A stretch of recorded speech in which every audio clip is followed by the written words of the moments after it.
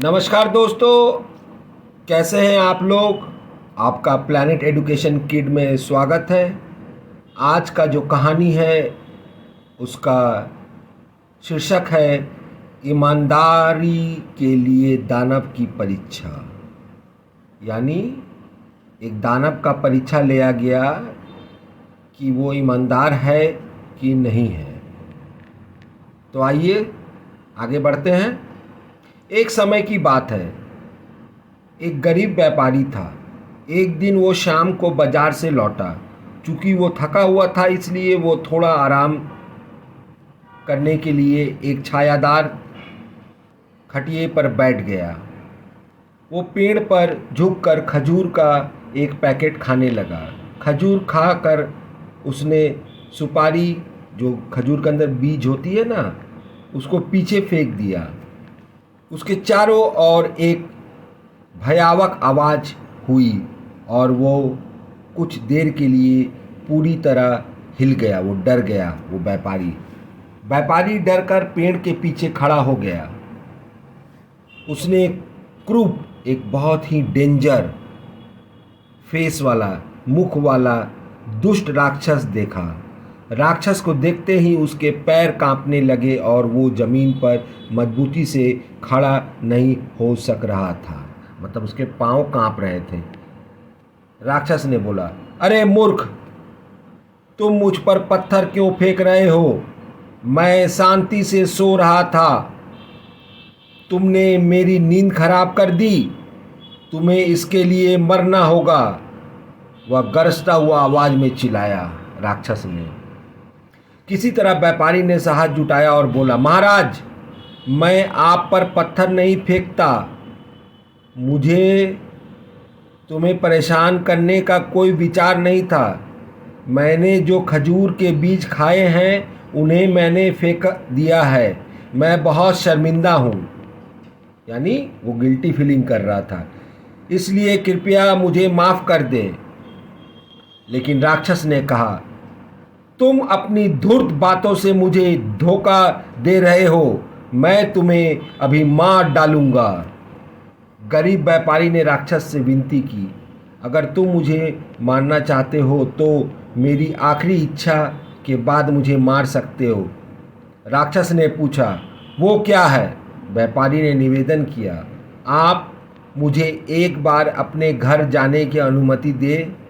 मैं दूसरों का कर्ज चुका दूंगा और मरने से पहले अपने परिवार को आखिरी शब्द कहूँगा।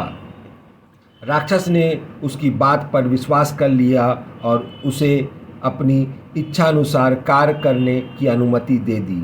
लेकिन इसने उसे अगले दिन ही आने को कहा। व्यापारी ने अपने घर जाकर अपना सारा कर्ज चुकता कर दिया और रोते हुए बोला, मुझे दानव से अपना वादा निभाना है, इसलिए मैं अब राक्षस के पास जा रहा हूँ। राक्षस ने व्यापारी को अपने वादे के अनुसार वापस आते देखा। फिर उसने उसकी ईमानदारी की परीक्षा लेनी चाहिए।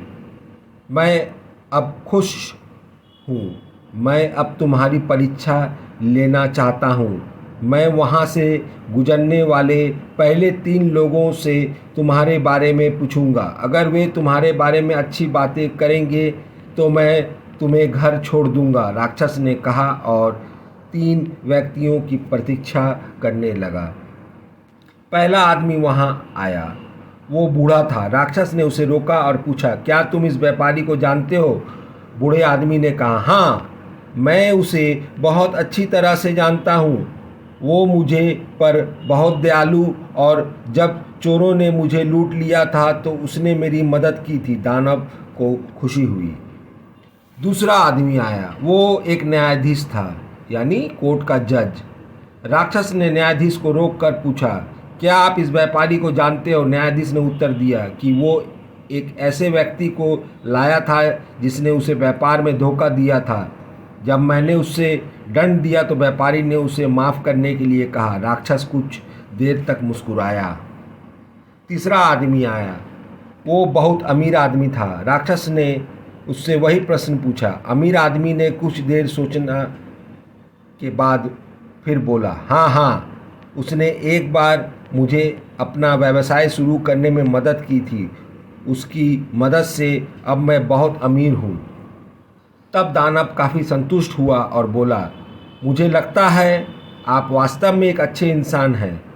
तुम घर जाओ और अपने परिवार में शामिल हो जाओ और दीर्घायु हो जाओ। व्यापारी ने राक्षस और तीनों लोगों को धन्यवाद किया और वो घर लौट आया और सुखीपूर्वक रहने लगा। यही है आज का स्टोरी बच्चों। इस स्टोरी से हमें शिक्षा यही मिलती है इस कहानी से कि हमेशा अच्छा काम करना चाहिए, किसी के बारे में गलत नहीं सोचना चाहिए, किसी को दुख नहीं पहुंचाना चाहिए, बड़ों की बात सुननी चाहिए, बड़ों की इज्जत करनी चाहिए। तो आज का कहानी यहीं ख़त्म करते हैं, फिर मिलते हैं नई कहानी के साथ। तब तक आप लोग सचेत रहिए, खुश रहिए, सावधान रहिए।